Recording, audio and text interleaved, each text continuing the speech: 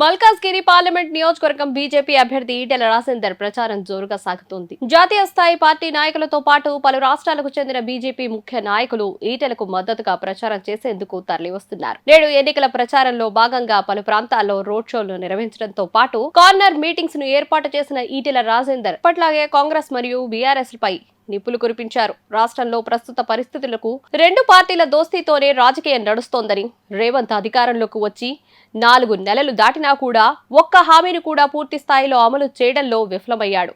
ముందు కూడా రేవంత్ రెడ్డి తన పదవిని కాపాడుకోవడం కోసమే పనిచేస్తాడు అంటూ ఈటెల పేర్కొన్నారు. ఎన్నికల ప్రచారంలో భాగంగా కుకట్పల్లి నియోజకవర్గం, Balaji Nagar, housing board, KPHP road number 1 నుండి వెంకటేశ్వర స్వామి టెంపుల్ బస్టాప్ వరకు జరిగిన రోడ్ షోలో పాల్గొన్న ఈటెల రాజేందర్ ఆ తర్వాత ఏర్పాటు చేసిన బహిరంగ సభలో ప్రసంగించారు. అదే కార్యక్రమంలో బీజేపీలో చేరిన పలువురికి కండువా కప్పి పార్టీలోకి ఆహ్వానించడం జరిగింది. ఈ సందర్భంగా ఈటెల మాట్లాడుతూ భారీ ఎత్తున హాజరైన బీజేపీ శ్రేణులు, అభిమానులు, ప్రజలకు హృదయపూర్వక కృతజ్ఞతలు తెలియజేశారు.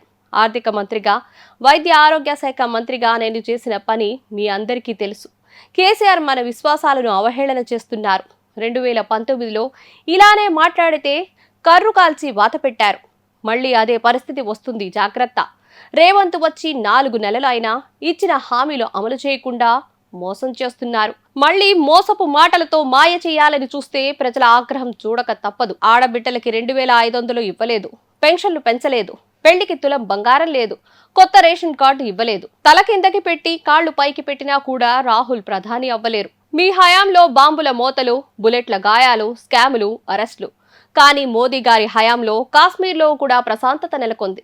ఓట్ల కోసం రాజీపడి ప్రజల ప్రాణాలు బలి తీసుకున్న పార్టీ కాంగ్రెస్ అయితే ఇటుకతో కొడితే రాయితో కొడతా అని సర్జికల్ స్ట్రైక్ చేసిన వారు మోదీ. మన గూళ్లను కూల్చిన మాట వాస్తవం కాదా?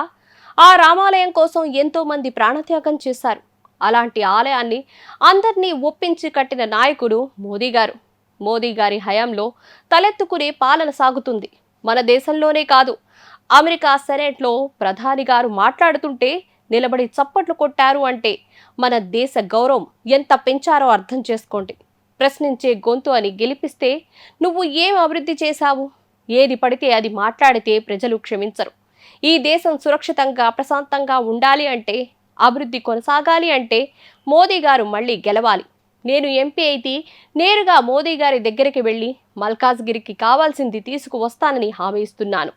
కమలం పువ్వు గుర్తుకు ఓటు వేసి నిండు మనసులతో ఆశీర్వదించి నన్ను గెలిపించండి అంటూ ఈటెల విజ్ఞప్తి చేశారు.